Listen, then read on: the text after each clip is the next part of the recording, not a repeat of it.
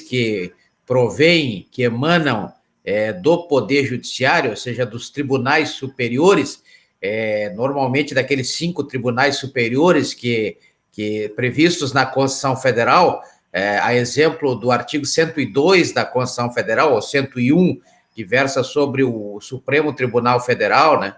O artigo 104, quando versa do Superior Tribunal de Justiça, e também o artigo 111, quando nos traz aí o Tribunal Superior do Trabalho, TST, o artigo 118, quando traz o TSE, o Tribunal Superior Eleitoral, e o artigo 122, quando traz aí o STM, né, o Superior Tribunal Militar. São 5, então 5 tribunais superiores, cujas decisões elas caracterizam aí o efeito praticamente vinculado para o Poder Judiciário. Então, é assim que se forma essa questão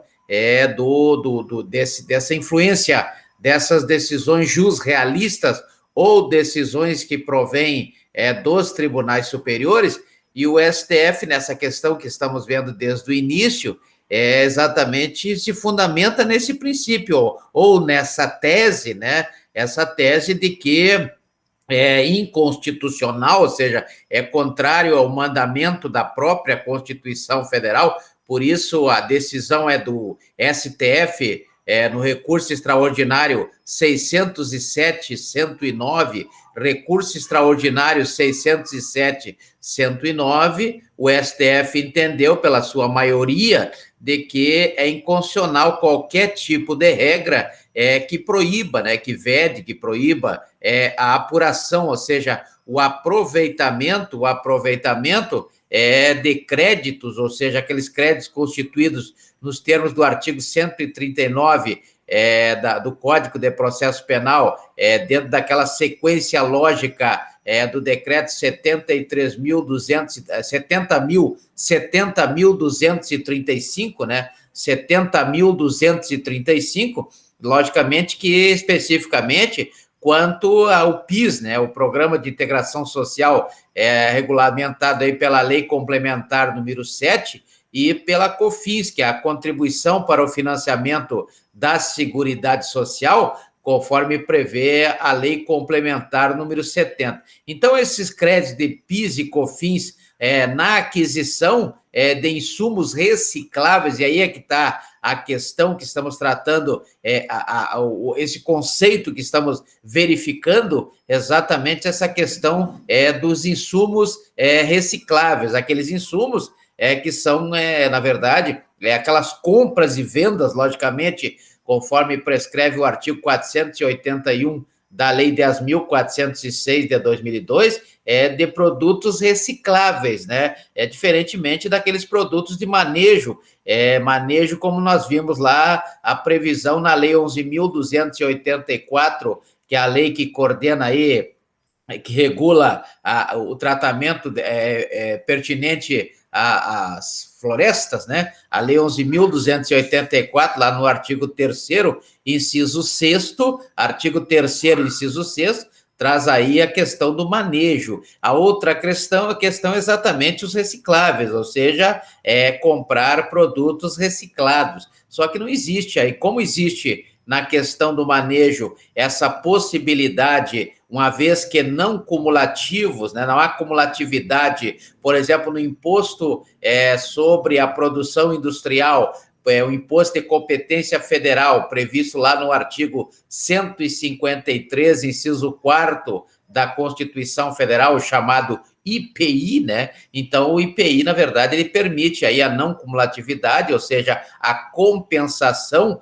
dentro daquela regra do método das partidas dobradas, né? O método das partidas dobradas, esse método que foi criado por um frei italiano, o frei Luca Pacioli, em 1494. Então, lá na Itália, ele criou esse método, onde todo débito corresponde a um crédito e todo crédito corresponde a um débito. E assim, a não cumulatividade, ela se dá exatamente porque o recolhimento do tributo, seja lá o imposto, seja o imposto, o ICMS, não, o ICMS, aquele imposto estadual de competência dos estados previstos lá no artigo 155, inciso 2 da Constituição Federal, seja o imposto extraordinário do artigo 154, inciso 1º da Constituição Federal, seja o IPI do artigo 153, inciso 4º da Constituição Federal, todos eles são não cumuláveis, ou seja, os débitos e os créditos são confrontados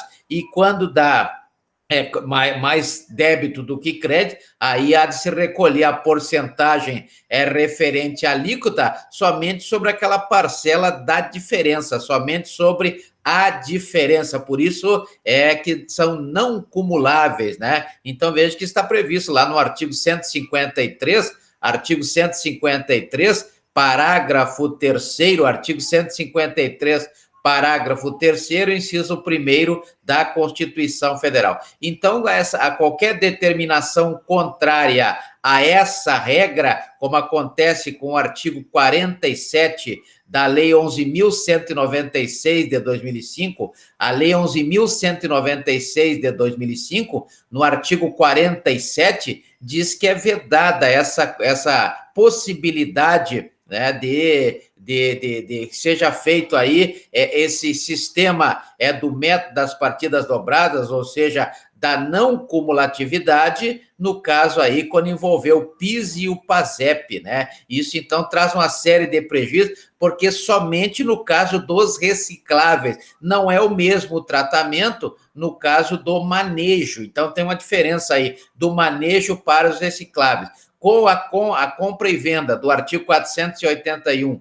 da Lei 10.406 de 2002, quando for produto reciclado, não haverá essa possibilidade dessa não cumulatividade. Então, vai recolher o tributo pelo total, né? Pelo total. Já no caso do manejo, não, o tributo é recolhido pela diferença, a diferença entre os créditos e os débitos, né? Vai recolher, então a alíquota vai ser aplicada exatamente nessa diferença. Então, essa é a questão que foi levada para o STF no recurso extraordinário 607/109, né? 607/109, o STF chegou a essa tese de que é inconstitucional qualquer tipo de regra que proíba, né, a apuração, ou seja, o aproveitamento dos créditos, né, daqueles créditos de fins e cofins, quando na aquisição de insumos recicláveis.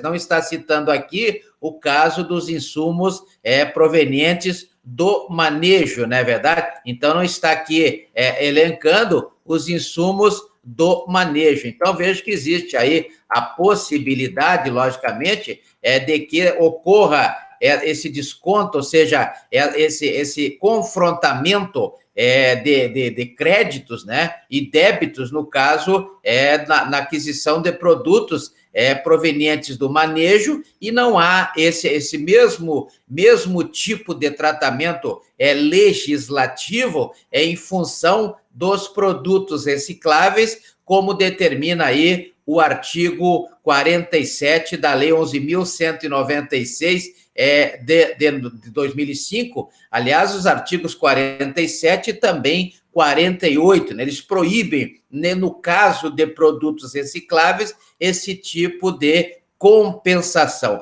O artigo 153 lá da Constituição Federal, no parágrafo 3º, no inciso 2, diz que será não cumulado, então será não cumulativo, aí vem o método das partidas dobradas de Luca Pacioli, né, compensando-se o que for devido em cada operação com o montante cobrado nas operações anteriores. Então, com o IPI assim, né, conforme prevê o artigo 153, parágrafo 3º, inciso 2º, com o imposto extraordinário, também assim, lá do artigo 154, inciso 1º da Constituição Federal, lá no artigo 155, parágrafo 2º, inciso 1º da Constituição Federal, também prevê, no caso do ICMS, né, ICMS aqui da Lei Complementar número 55 do Estado do Acre, o decreto 008 de 2018, né, também está previsto esse tipo de operação. Então, existe aí um conflito entre o aproveitamento proibido dos créditos